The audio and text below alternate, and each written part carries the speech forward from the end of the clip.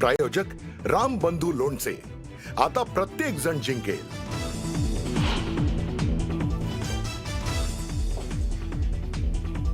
राज्यातील स्थानिक स्वराज्य संस्था निवडणुकीसंदर्भातील सुनावणी लांबणीवर। आता येत्या शुक्रवारी दुपारी 12 वाजता होणार सुनावणी।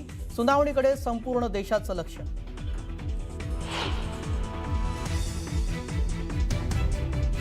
उद्धव ठाकरे आज घेणार खासदार संजय राऊतांची भेट। थोड्याच वेळात राऊतांच्या निवासस्थानी जाऊन करणार तब्येतीची विचारपूस।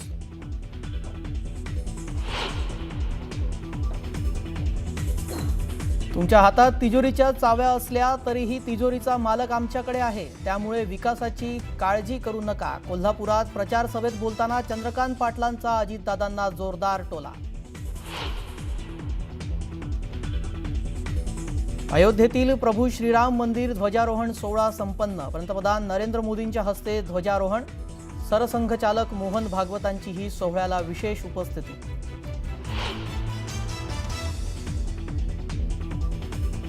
आज संपूर्ण देशातील राम भक्तांमध्ये आनंद। अनेक शतकांचा संकल्प पूर्ण झाला। जगात कर्म आणि कर्तव्याचं प्रतीक म्हणजे धर्मध्वज। धर्मध्वज सोहळ्यावेळी पंतप्रधान मोदींचं भाष्य।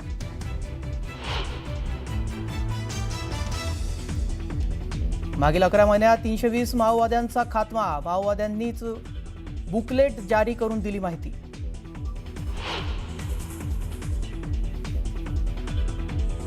इथिओपियात 10,000 वर्षांनी ज्वालामुखीचा उद्रेक। 130 किलोमीटर वेगानं राखेचा थर येतोय भारताच्या दिशेनं। उत्तर भारतातल्या अनेक जिल्ह्यात पसरू शकते राख।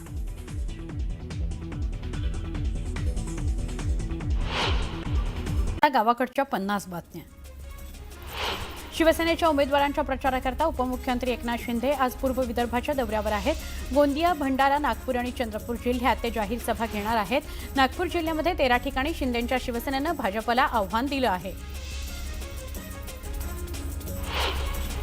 उमरगा नगरपालिकेमध्ये एकनाथ शिंदेंच्या शिवसेनेला सोडत भाजपनं अजित पवारांच्या राष्ट्रवादी काँग्रेसला सोबत घेतलं आणि नगरपालिका निवडणुकीचं रणशिंग फुंकलंय। यंदाच्या निवडणुकीमध्ये शिवसेनेला धडा शिकवणारच असा हल्लाबोल भारतीय जनता पक्षाचे उमेदवार हर्षवर्धन चालुक्य यांनी केलाय। पंचतारांकित औद्योगिक वसाहत असलेल्या चाकण नगरपरिषद निवडणुकीमध्ये सगळ्याच राजकीय पक्षांची प्रतिष्ठा पणाला लागली आहे। या ठिकाणी केवळ अजित पवारांच्या राष्ट्रवादी काँग्रेस पक्षालाच संपूर्ण पॅनल उभं करण्यात यश आलंय। माजी आमदार दिलीप मोहिते आणि नगराध्यक्ष पदाच्या उमेदवार भाग्यश्री वाडेकर यांच्या हस्ते नारळ वाढवून अजित पवारांच्या राष्ट्रवादी काँग्रेसनं चाकण नगर परिषदेचा प्रचार सुरू केला। भाजप शिवसेनेमध्ये धाराशिवमध्येही तणाव बघायला मिळतोय। युती फिसकटल्यानंतर आता शिवसेना आक्रमक पवित्र्यात आहे। आम्हाला अंधारात ठेवायचं आणि युती तोडायची हे भाजपचं प्लॅनिंग होतं। राणा जगजितसिंह पाटील यांना आपलीच ताकद जास्त असल्याचं वाटतंय, पण शिवसेना ताकद दाखवणारच असा इशारा जिल्हा संघटक सुधीर पाटील यांनी दिला। धाराशिवमध्ये नगरपालिका निवडणुकीमध्ये महाविकास आघाडीत जुंपली आहे। राष्ट्रवादी काँग्रेस कोणाला तरी जिंकवण्याकरता जुन्या मालकाच्या इशाऱ्यावर निवडणूक रिंगणात उतरल्याची टीका खासदार ओमराजे निंबाळकर यांनी केली।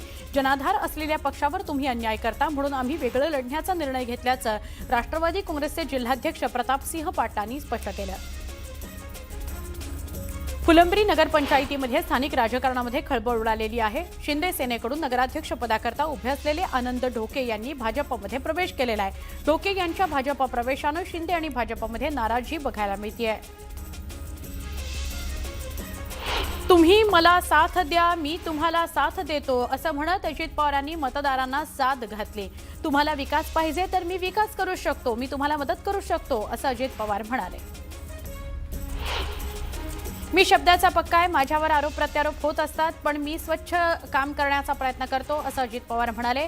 अनेक पक्षांनी मला उपमुख्यमंत्री पद दिलेलं आहे। आता जरी आरोप करत असले तरी मागे त्यांनीच उपमुख्यमंत्री मला केलं होतं आणि तिथे मला बसवलं होतं असं म्हणत पवारांनी विरोधकांवर निशाणा साधला। उपमुख्यमंत्री एकनाथ शिंदेंचं श्रीरामपुरामध्ये जल्लोषात स्वागत करण्यात आलं। श्रीरामपुरामध्ये भाजप आणि शिवसेना आमने सामने आलेले आहेत। श्रीरामपूर नगरपालिका निवडणुकीमध्ये चौरंगी लढत बघायला मिळते। आपण विकासाचा दृष्टिकोन ठेवून जनतेच्या कोर्टात गेलो आहोत। स्वबळाचा 4ही ठिकाणी निवडणूक लढवत आहोत। विकासाचं मॉडेल नागरिकांसमोर ठेवणार आहोत असं निलेश राणे म्हणाले। जीवाभावाची लोक आपल्या विरोधात आहेत, मनाला पटत नसतानाही निवडणुकीला सामोरं जातोय असं निलेश राणे म्हणाले। मालवणमध्ये भगवाच फडकणार, निलेश राणेंना जिंकून द्या असं आवाहन उदय सामंतांनी केलं.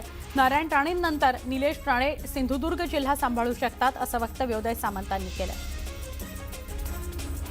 आगामी नवी मुंबई महापालिकेच्या निवडणुकीच्या पार्श्वभूमीवर शिवसेनेचा नवी मुंबई इथं मेळावा संपन्न झाला. युती संदर्भात निर्णय नेते घेतील, तुम्ही कामाला लागा, महायुतीचा भगवा झेंडा नवी मुंबई महापालिकेवर फडकवण्याकरता सज्ज रहा अशा सूचना केल्या खासदार नरेश म्हस्के यांनी.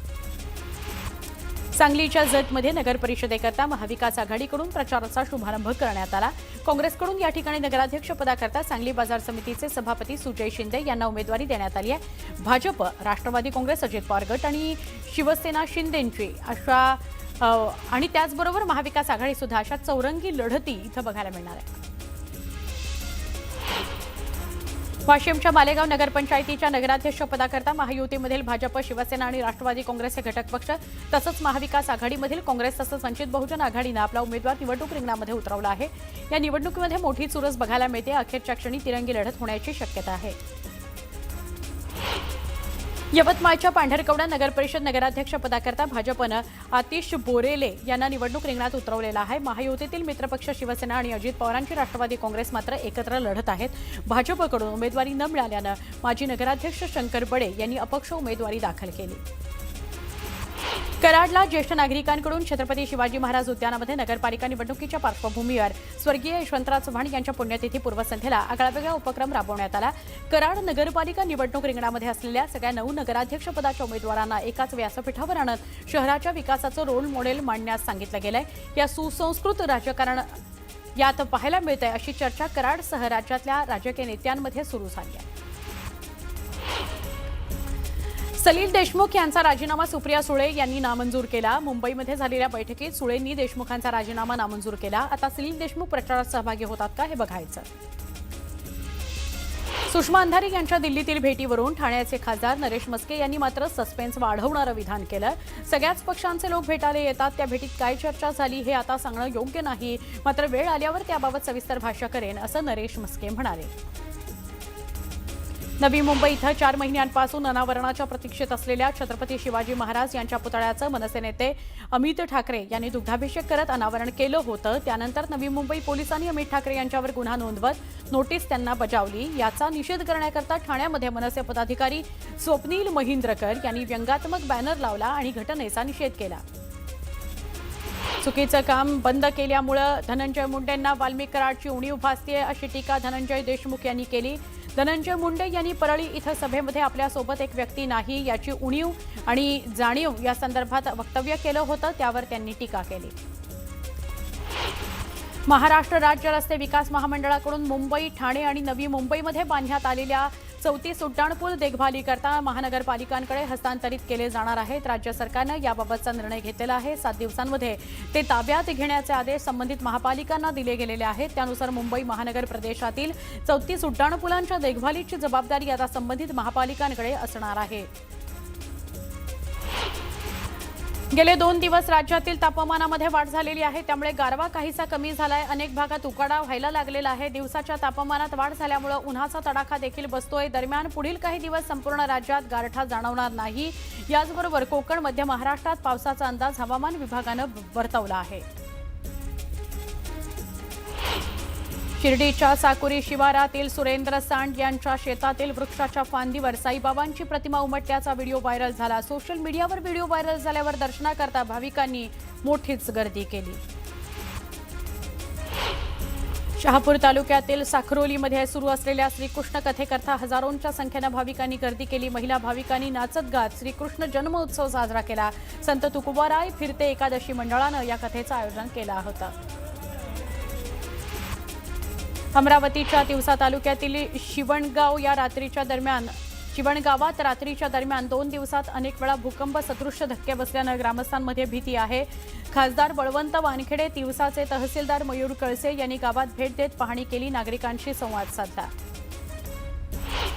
कोल्हापूरचे अरविंद पाटील यांना केंद्र सरकारचा गोपाळरत्न पुरस्कार जाहीर झालाय. केंद्रीय पशुसंवर्धन विभागानं देशातील सर्वोत्कृष्ट पशुपालक म्हणून त्यांना हा पुरस्कार जाहीर केलाय. नानीबाई चिखली या गावचे ते रहिवासी असून 70 म्हशींचं त्यांनी संगोपन केलेलं आहे.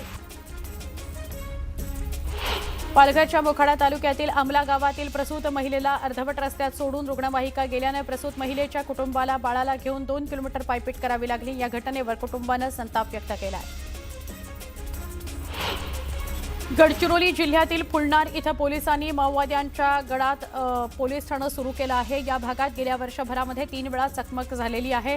घनदाट जंगलामध्ये पोलिसांनी एका दिवसात हे पोलीस ठाणं सुरू केलेलं आहे।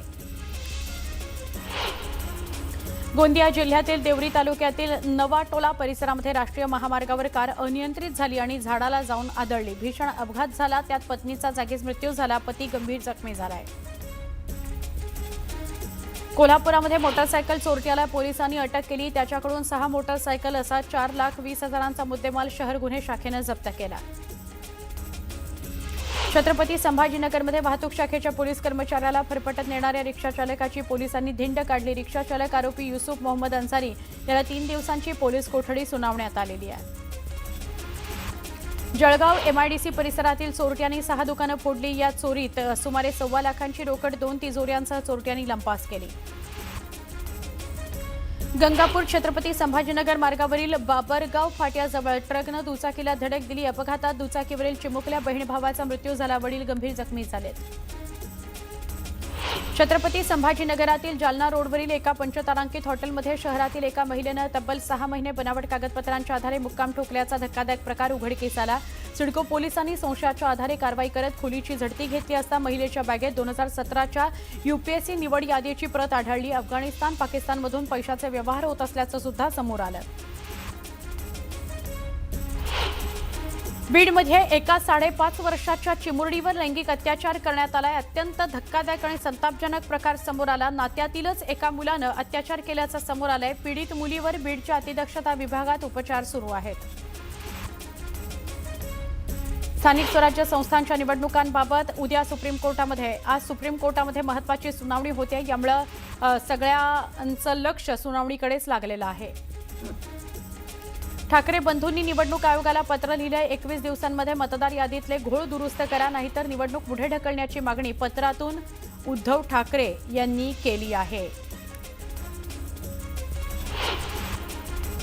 विरोधकांच्या वॉर्डातील मतदार याद्यांमध्ये घोळ असल्याचं आदित्य ठाकरे म्हणाले। हा घोळ नाही तर देशद्रोह असल्याची टीका त्यांनी केली। घोळ दुरुस्त न केल्यास रस्त्यावर उतरू असा इशारा त्यांनी दिला। धनंजय मुंडेंसारखा नीच माणूस कुणीही नाही असं म्हणत मनोज जरांगेंनी टीका केली। पापी वृत्तीतून त्यांनी राजकारण उभं केलंय असं जरांगे म्हणतायत। बीडच्या अंबेजोगाईमधील अजित पवारांच्या प्रचार सभेमध्ये धनंजय मुंडे गैरहजर राहिले। धनंजय मुंडे गैरहजर असल्यानं चर्चांना उधाण आलं। युगेंद्र पवारांनी केलेले आरोप अजित पवारांच्या राष्ट्रवादी काँग्रेसनं फेटाळले। युगेंद्र पवारांनी अर्ज मागे घेण्याकरता 20-20 लाख दिल्याचा आरोप केला होता। पत्रकार परिषद घेऊन राष्ट्रवादी काँग्रेसनं सगळे आरोप फेटाळले।